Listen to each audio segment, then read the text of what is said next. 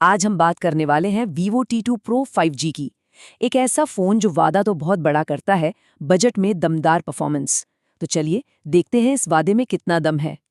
तो सवाल यही है, 25,000 रुपए से कम में एक कर्व्ड डिस्प्ले और साथ में जबरदस्त गेमिंग परफॉर्मेंस। सुनने में तो बहुत अच्छा लगता है ना? लेकिन क्या ये वाकई मुमकिन है, या फिर इस कीमत को मेंटेन करने के लिए कहीं ना कहीं कुछ बड़े कॉम्प्रोमाइज किए गए हैं? आज हम इसी की पड़ताल करेंगे और देखेंगे कि ये फोन सच में एक बजट बीस्ट है या नहीं। तो इस पड़ताल को हमने कुछ हिस्सों में बांटा है। सबसे पहले देखेंगे कि कंपनी का वादा क्या है, फिर इसकी परफॉर्मेंस को टेस्ट करेंगे, डिज़ाइन और डिस्प्ले पर नज़र डालेंगे और फिर बात करेंगे उन ज़रूरी समझौतों की जो अक्सर ऐसे फ़ोन्स में करने पड़ते हैं। और आखिर में हम ये जानने की कोशिश करेंगे कि ये फ़ोन असल में किसके लिए बना है। तो चलिए शुरू करते हैं इसके सबसे बड़े दावे के साथ कि ये बजट में एक प्रीमियम फील देता है। देखिए, इस फोन के पीछे की सोच बड़ी सिंपल है। मार्केट में एक ऐसा फोन लाना जो दिखने में प्रीमियम हो और चलाने में दमदार, लेकिन जेब पर भारी ना पड़े। अब ये कहना आसान है, पर करना उतना ही मुश्किल।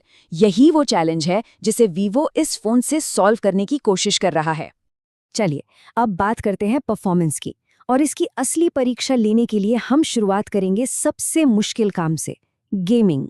तो हमने इस पर BGMI जैसे हैवी गेम को हाई सेटिंग्स पर चलाया, और यहीं पर इसका जो प्रोसेसर है, MediaTek Dimensity 7200, वो अपना कमाल दिखाता है। सच कहूं तो नतीजे काफी चौंकाने वाले थे।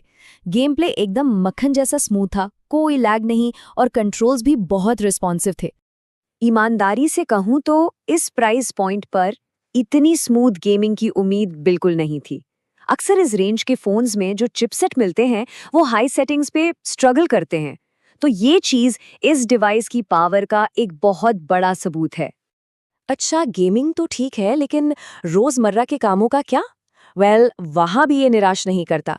एप्स फटाफट खुलते हैं, मल्टीटास्किंग में कोई दिक्कत नहीं आती। मतलब एक साथ कई ऐप स्विच करने पर भी फोन स्लो नहीं पड़ता। ओवरऑल डेली यूज में कोई बड़ा लैग आपको महसूस नहीं होगा। तो परफॉर्मेंस पर फाइनल वर्डिक्ट ये है कि डे टू डे यूज के लिए ये फोन बटर स्मूथ है।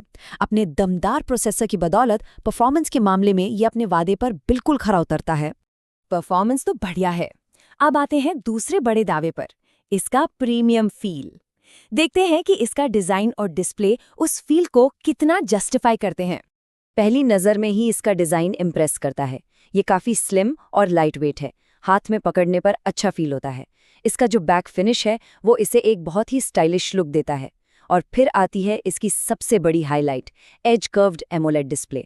एमोलेड होने की वजह से कलर्स बहुत वाइब्रेंट दिखते हैं और ब्लैक एकदम डीप होते हैं। वीडियो देखने में या स्क्रॉल करने में मजा आ जाता है।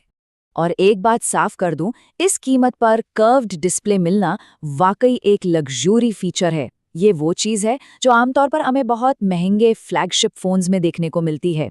और यही वो फीचर है जो इस फोन को हाथ में पकड़ते ही एक प्रीमियम एहसास देता है। तो परफॉर्मेंस ज़बरदस्त है, डिज़ाइन प्रीमियम है, तो क्या ये फ़ोन परफेक्ट है? यहीं पर एक एक्सपर्ट वाला नज़रिया काम आता है। सच तो ये है कि इस कीमत को बनाए रखने के लिए कहीं ना कहीं तो कटौती करनी ही पड़ती है। तो चलिए अब उन समझौतों पर बात करते हैं। तो ये रही एक सीधी सीधी तुलना। एक तरफ है दमदार गेमिंग परफॉर्मेंस और प्रीमियम डिज़ाइन, जो इसके सबसे बड़े प्लस पॉइंट्स हैं। लेकिन दूसरी तरफ जब आप बहुत देर तक गेमिंग करते हैं तो फ़ोन थोड़ा गर्म हो जाता है। और इसका जो कैमरा सिस्टम है वो ठीक ठाक है, मतलब काम चलाऊ है, पर इस प्राइस के हिसाब से इसे बेस्ट नहीं कह सकते। यही वो इंजीनियरिंग ट्रेड ऑफ्स हैं जो इस प्राइस पॉइंट पर किए गए हैं।